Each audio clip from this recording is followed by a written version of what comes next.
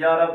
بحق صبر اسیران کربلا خود کو فارسی اور اردو زبان و ادب میں عاشورۂ حسینی کی ثقافت اور واقعہ کربلا کے اثرات کا جائزہ لینے کے لیے کل شام دہلی میں واقع ایران کے خانہ فرہنگ میں ایک ادبی نشست کا اہتمام کیا گیا، جس میں ایران اور ہندوستان کی ادبی، ثقافتی، سیاسی اور علمی شخصیات نے شرکت کی۔ مقررین نے فارسی، اردو اور دوسری زبانوں میں پیغام کربلا کی تشہیر و ترویج کی ضرورت پر زور دیا اور کہا کہ واقعہ کربلا ایک ایسا سانحہ تھا جس نے پورے عالم انسانیت کو متاثر کیا اور جو جغرافیائی سرحدوں تک محدود نہیں ہے۔ اس نشست میں کہا گیا کہ اہل بیت علیہم السلام کی مودت میں اشعار کہنے والے چاہے جس مذہب کے ہوں، دنیا میں معروف و جاوداں ہو جاتے ہیں۔ شاعران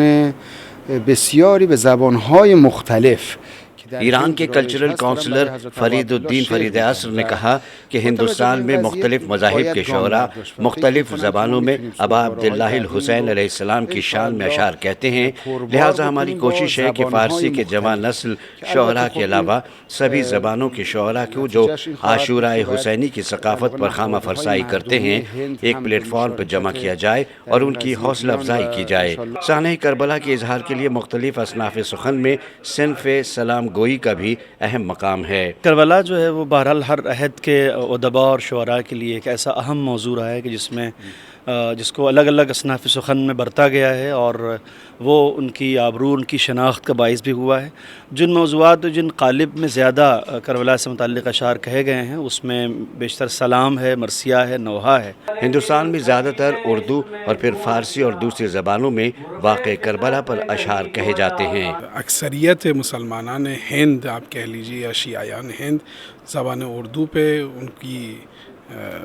اچھی شناخت ہے، تو وہ لوگ زبان اردو سے زیادہ وابستہ ہیں اور کوشش یہ ہونی چاہیے کہ ہاں زبان اردو کو ہم زبان اردو کے وصال سے یا اس کی مدد سے اس پیام کو ہم لوگوں تک پہنچائیں، لیکن فارسی کا جو نقش ہے، فارسی کا جو رول ہے اس میں وہ ہمیشہ سے رہا ہے اور میرے خیال سے ہمیشہ رہے گا۔ اس ادبی نشست میں اگرچہ عاشورۂ حسینی کی تبلیغ و ترویج میں دوسری زبانوں کی اہمیت پر بھی زور دیا گیا، لیکن بر صغیر میں ادبی میراث کی حیثیت سے فارسی میں شعر گوئی پر خاص توجہ دی گئی۔ واقعہ کربلا کے اظہار اور کردار نگاری کے لیے اردو اور فارسی ادب میں جن اصناف سخن کا سہارا لیا جاتا ہے ان میں